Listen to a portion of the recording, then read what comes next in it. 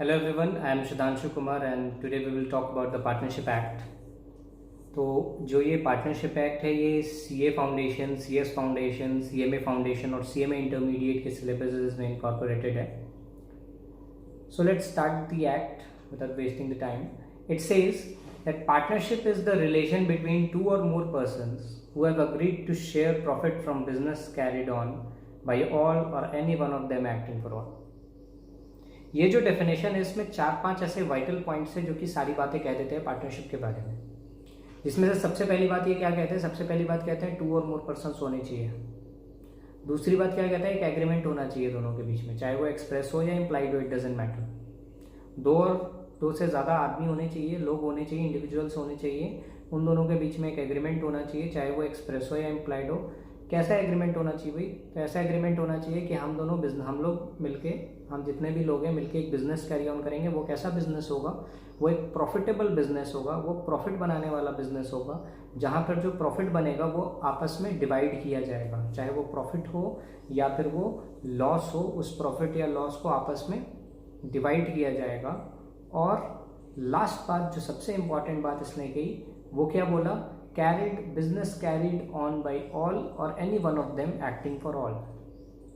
या तो बिजनेस सारे लोग मिलकर करें या फिर कोई एक करे, लेकिन वो बाकी लोगों का एज अ एजेंट अपने आप को शो करे. इसको दूसरे तरीके से कहें तो ये क्या कह रहा है कि हर एक पार्टनर प्रिंसिपल है और हर एक पार्टनर एजेंट है एक दूसरे के. It means every one is the owner and every one is the second to the owner. Owner के बाद का बंदा वो है.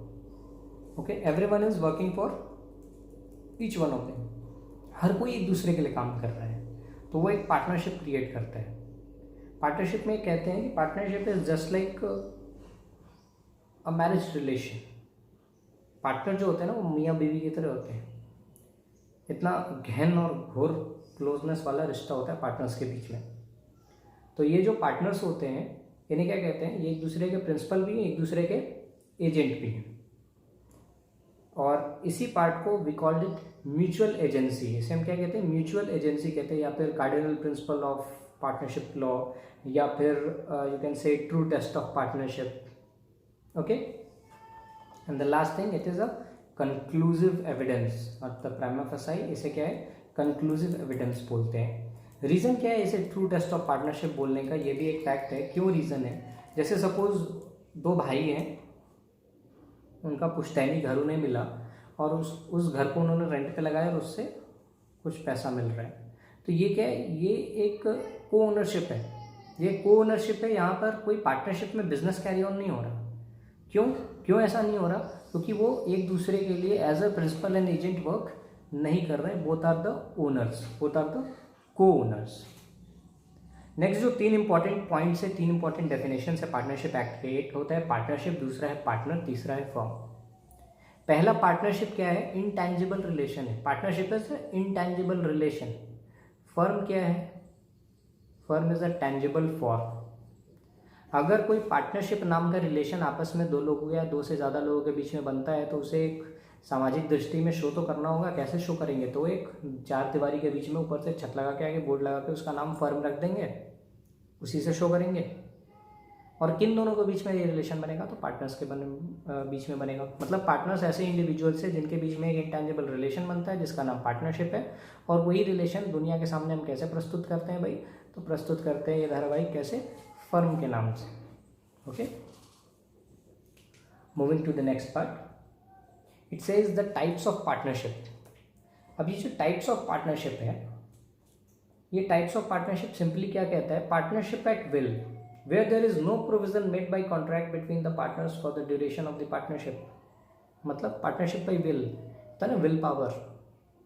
ठीक है, इच्छा, आपकी इच्छा से बनी हुई है पार्टनरशिप. इसका कोई पर्टिकुलर टर्म नहीं होता, कोई पर्टिकुलर टेन्योर नहीं होता है. If you wish you can and it. दूसरा क्या कहता है? Particular partnership. अब ये जो पर्टिकुलर पार्टनरशिप है ये कहता है किसी पर्टिकुलर एक्ट के लिए, किसी पर्टिकुलर एजेंडा के लिए, किसी पर्टिकुलर पर्पस के लिए हमने पार्टनरशिप बनाया. तो जैसे ही वो एजेंडा, एक्ट या पर्पस खत्म होगा, ये पार्टनरशिप अपने आप खत्म हो जाएगी. Moving to the next part is types of partners. अभी 8 तरह के पार्टनर्स होते हैं. कैसे 8 तरह के पार्टनर्स होते हैं? तो इनमें से जो पहला तरह का पार्टनर है इसे हम कहते हैं एक्टिव या ऑस्टेंसिबल पार्टनर। आप बिल्कुल लॉजिकली समझेंगे इस चीज़ को। एक्टिव पार्टनर मतलब ऐसा बंदा जो कि दुकान में बैठता हो। सपोज मेरी एक पार्टनरशिप फर्म है, उसमें 4 लोग हैं और मैंने एक जलेबी की दुकान खोल रखी है। तो जो बंदा वहाँ बैठ के पैसे कलेक्ट कर रहा है या जो आदमी वहाँ बैठ के जलेबियाँ बना रहा है, he is the active partner, क्योंकि उसी को देख के तो बिजनेस चल रहा है, उसी के नाम से बिजनेस चल रहा है, वो एक्टिवली काम करता है। तो वो बंदा जब भी बिजनेस को छोड़ के जाएगा, क्योंकि लोग उसके नाम से मेरे बिजनेस को जानते हैं, तो he shall have to give a public notice. उसे एक पब्लिक नोटिस देना होगा कि मैं इस बिजनेस को छोड़ के यहाँ से जा रहा हूँ, क्योंकि वो वहाँ पर बैठता है।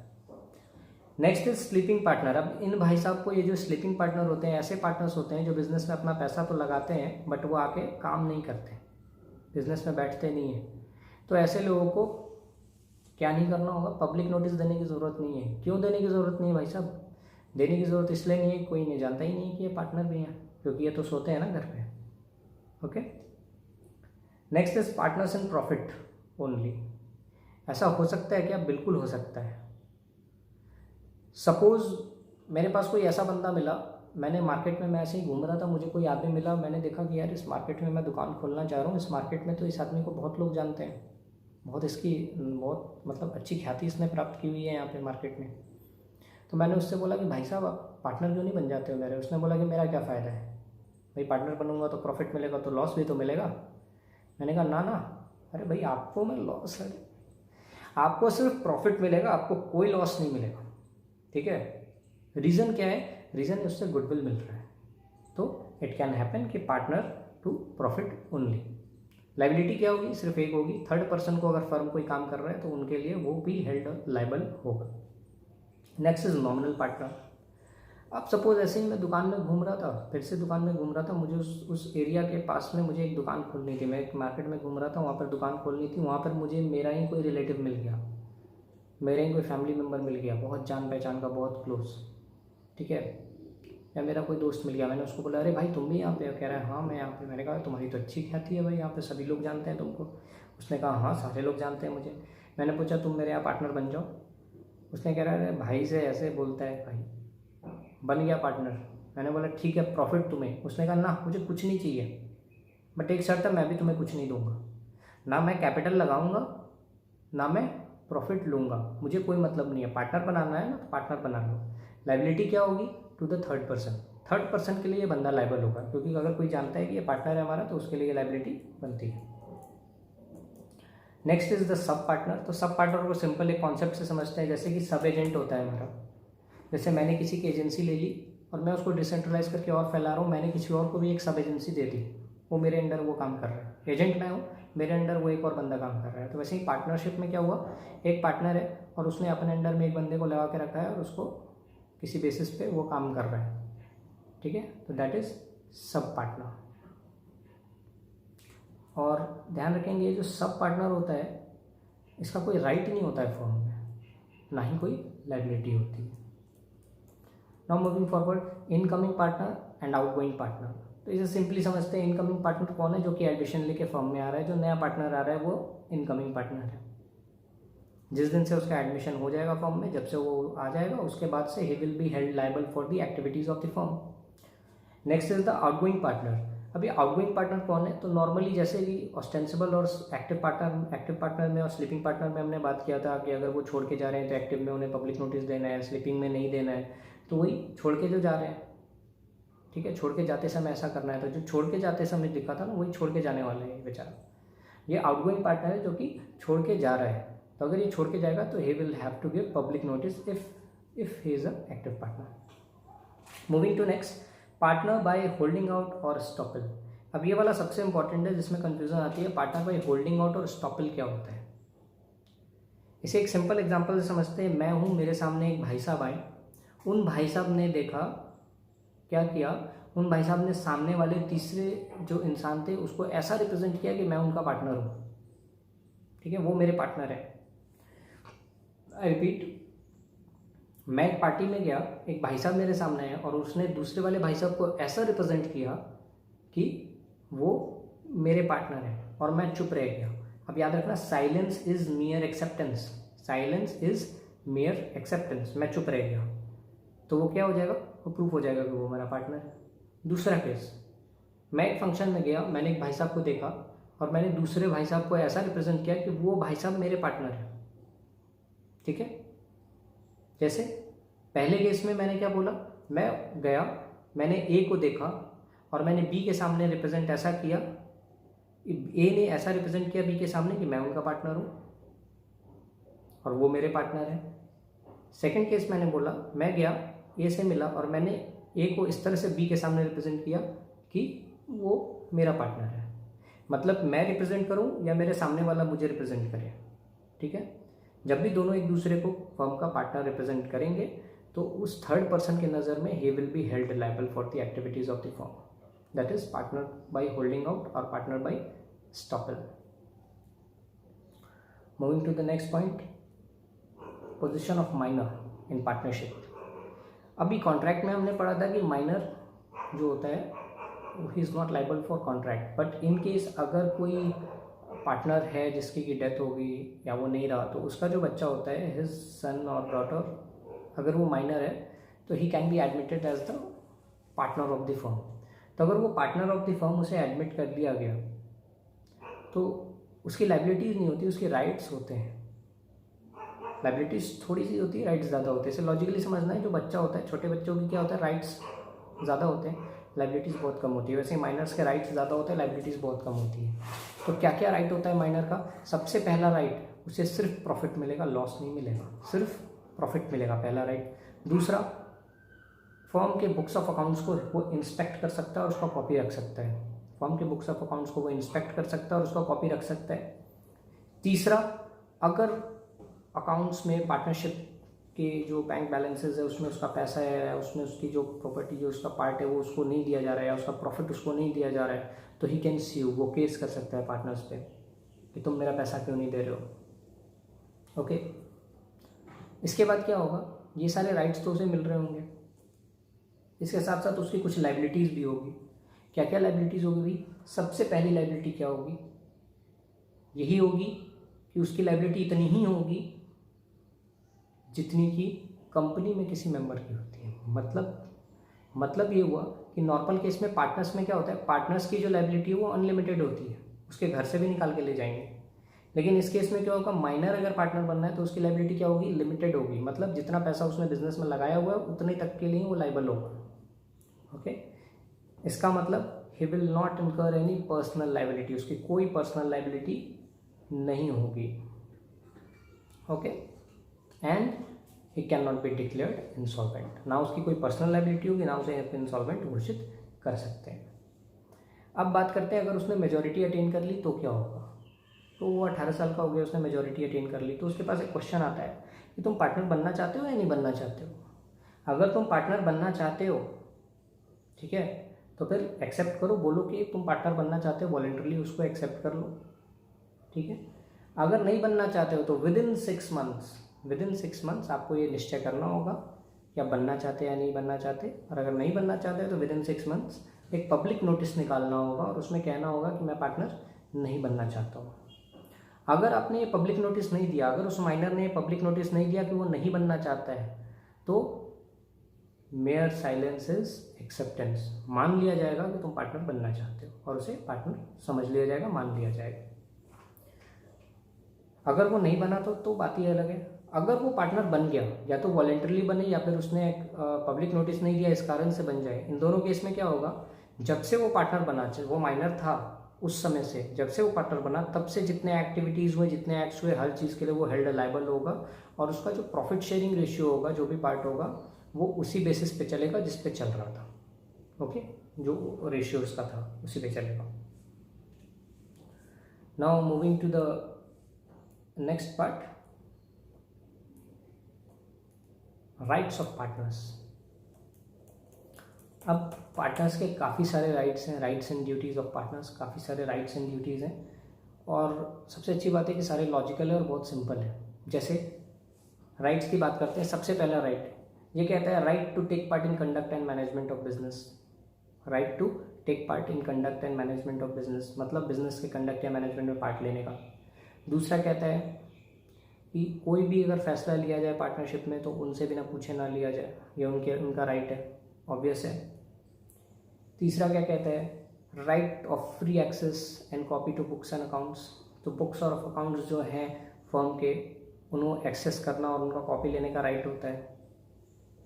नेक्स्ट, प्रॉफिट शेयर करने का राइट होता है, बिल्कुल प्रॉफिट शेयर करने का राइट होता है।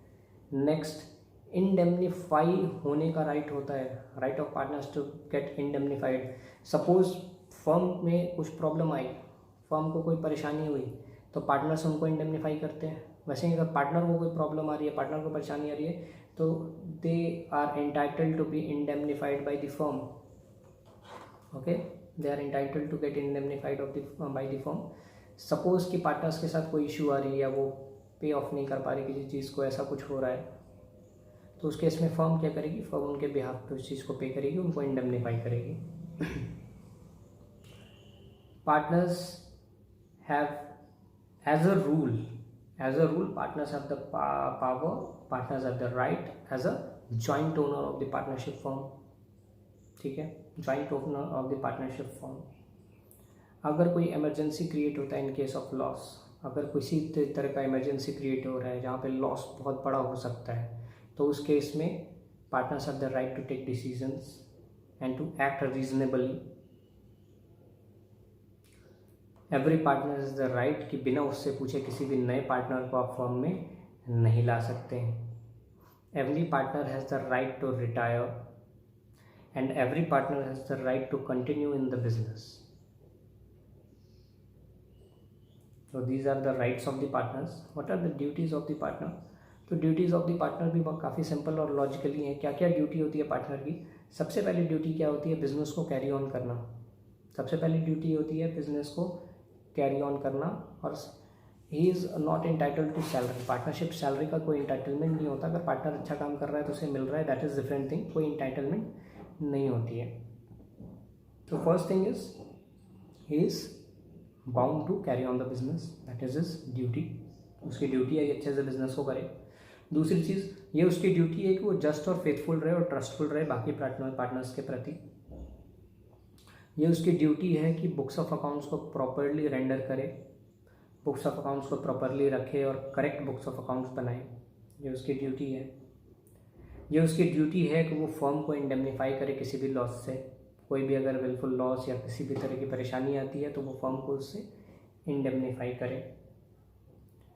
ये उनकी ड्यूटी है कि किसी भी तरह का कंपीटिंग बिजनेस इंडिविजुअल में बेसिस पे कैरी ना करे, जो कि फर्म से कंपीटिंग बिजनेस हो। सपोज फर्म कंस्ट्रक्शन का काम कर रही है तो इंडिविजुअल में भी पार्टनर अपना कंस्ट्रक्शन का काम ना करे, और अगर ऐसा कुछ कर रहा है और उससे कोई लॉस हुआ है फर्म को तो वो उसको इंडेमनीफाई करे। Next, every partner is bound to share losses.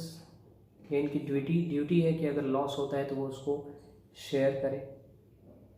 Every partner is bound to act within its authority. जो अथॉरिटी उनको मिली है, जितना पावर उनको दिया गया है, उसी के अंडर में आप एक्ट कर सकते हैं। ये उनकी पार्टनर्स की ड्यूटी है। और ये पार्टनर की ड्यूटी है कि वो अपना पार्टनरशिप का जो पार्ट है, पार्टनरशिप का जो इंटरेस्ट है, वो किसी भी इंसान को असाइन या ट्रांसफ़र नहीं कर सकता है। So this is all about rights and duties of partners. Now moving forward to the registration of firms.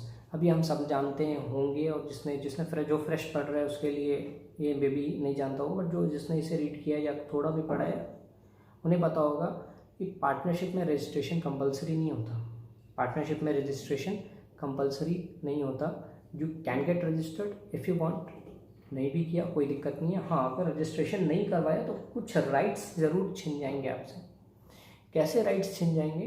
तो ये कहता है सबसे पहले क्या राइट छिनेगा, सबसे पहला राइट छिनेगा कि अगर कोई अनरजिस्टर्ड फर्म है तो किसी कॉन्ट्रैक्ट के थ्रू अगर कोई राइट मिल रहा है पार्टनर को, एक्ट के थ्रू नहीं, किसी कॉन्ट्रैक्ट के थ्रू अगर पार्टनर को कोई राइट मिल रहा है किसी थर्ड पर्सन से या किसी से भी, तो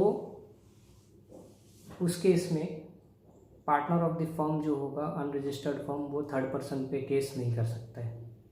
जैसे सपोज मेरा एक फर्म है, अनरजिस्टर्ड फर्म है, मैंने किसी से कॉन्ट्रैक्ट किया किसी काम को लेकर और उसमें इशू आया, फर्म से रिलेशन में कॉन्ट्रैक्ट हुआ है, तो उस केस में I can't see you. Next, अगर कोई अनरजिस्टर्ड फर्म है तो पार्टनर ऑफ अनरजिस्टर्ड फर्म भी स्यू नहीं कर सकता, अनरजिस्टर्ड फर्म भी स्यू नहीं कर सकता, लेकिन थर्ड पर्सन फर्म को कर सकता है। Okay, N unregistered firm can not claim a set of above ₹100 in a suit, मतलब 100 रुपये से ज़्यादा का क्लेम नहीं कर सकता किसी भी केस में। ओके, 100 रुपये से ऊपर का अगर कोई क्लेम होगा तो उसमें वो केस नहीं कर सकता है अगर वो अनरजिस्टर्ड फर्म है। क्या क्या राइट्स है जो नहीं छीनते हैं फर्म के, अगर वो रजिस्ट्रेशन नहीं ले रहा है तो तब भी वो राइट्स नहीं छीनते हैं। तो कहता है the right of the third party to sue the firm और एनी पार्टनर, थर्ड पार्टी का राइट ख़त्म नहीं होता कि वो उसको स्यू कर सके।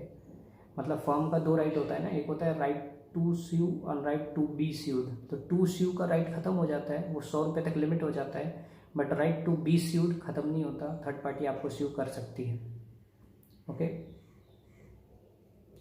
नेक्स्ट पार्ट ये कहता है कि इन केस अगर फर्म इंसॉल्वेंट होता है तो ऑफिशियल असाइनी इनके पास अगर जाएगा तो उस केस में आप स्यू कर सकते हैं अपना पैसा लेने के लिए।